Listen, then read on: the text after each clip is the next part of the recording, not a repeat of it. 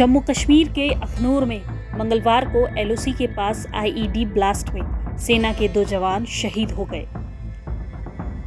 जानकारी के अनुसार मंगलवार दोपहर करीब 3:30 बजे जम्मू जिले के खौर थाने के अंतर्गत केरी बट्टल क्षेत्र में एलओसी के पास आईईडी ब्लास्ट हुआ। इसमें 3 सैनिक घायल हो गए, जिन्हें सेना अस्पताल में भर्ती कराया गया था। इनमें से 2 की इलाज के दौरान ही मौत हो गई। वहीं एक की हालत अभी भी गंभीर बताई जा रही है। जानकारी के अनुसार जब कैप्टन करमजीत सिंह बख्शी के नेतृत्व में सेना की टीम इलाके में गश्त कर रही थी, तभी रिमोट कंट्रोल डिवाइस से आईईडी धमाका हुआ। आतंकवादियों ने एलओसी बाड़ के पास आईईडी लगाया था और रिमोट कंट्रोल डिवाइस से विस्फोट किया। दोनों शहीद सैनिकों की शादी 18 अप्रैल को होनी थी। कैप्टन करमजीत सिंह बख्शी झारखंड के रहने वाले थे और उनकी शादी 18 अप्रैल को सेना की ही एक डॉक्टर से होनी थी।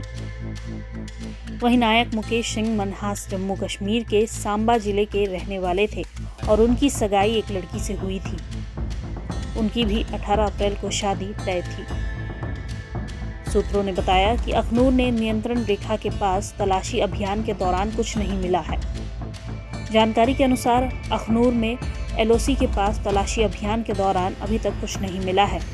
ऐसी आशंका जताई जा रही है कि आतंकवादी नियंत्रण रेखा की बाड़ के पास आईईडी लगाने के बाद पीओजे के भाग गए होंगे। यहां आपको बता दें कि इससे एक दिन पहले ही सोमवार को राजौरी जिले में एलओसी पर गोलीबारी में सेना का एक जवान गंभीर रूप से घायल हो गया था। इस बात से इनकार नहीं किया जा सकता कि ये मिलिटेंट्स की तरफ से या बॉर्डर पार से ये साजिश रची गई है। दुखद घटना है और जम्मू कश्मीर की शांति व्यवस्था को देखते हुए एक पाकिस्तान में भी फ्रस्ट्रेशन रहती है। वो समय समय पर इस प्रकार की वारदातों को अंजाम देता है। मुझे लगता है ये उसी का हिस्सा है। पाकिस्तान अभी हाल ही में जम्मू कश्मीर में इलेक्शन भी हो गए, सरकार भी बन गई, शांति व्यवस्था भी कायम हो गई। इन सभी चीजों के बावजूद पाकिस्तान बाज नहीं आ रहा। जवाब तो उसको दिया जाएगा, लेकिन जब इस प्रकार की घटना होती है तो दुख होना स्वाभाविक बात है। बाकी जो पूरी जो बात है वो जांच होने के बाद ही पता लग सकती है। तो लगता है कि पाकिस्तान की कोशिश है, क्योंकि अभी पीछे पुंछ में भी इन्फिल्ट्रेशन की कोशिश की गई थी। देखिए, ये बॉर्डर एरियाज है सारा, इस पर एक्टिविटीज इस प्रकार की कोशिशें करती है। जब भी मौका लगता है तो कहीं ना कहीं से घुसपैठ है और राजौरी पुंछ की तरफ आजकल उन्होंने ज्यादा अपना फोकस किया है। तो पहले भी जो घटनाएं हुई हैं राजौरी पुंछ की तरफ से हुई हैं। कुछ लोग आए भी थे, वो यहाँ पर छुपे भी रहे।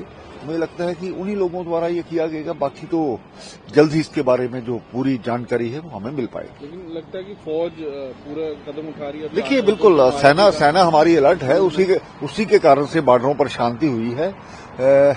तो सेना तो अपना काम करती है, लेकिन आज भी देश के दुश्मन अंडरग्राउंड वर्कर्स, ओवरग्राउंड वर्कर्स जो पाकिस्तान के साथ मिले हुए हैं, वो कहीं ना कहीं उनकी एक्टिविटीज चल रही है। ये उसी का हिस्सा है। जवान नौशेरा सेक्टर के कलाल इलाके में अग्रिम चौकी पर तैनात था, तभी उसे गोली लग गई और उसे तुरंत सैन्य अस्पताल ले जाया गया।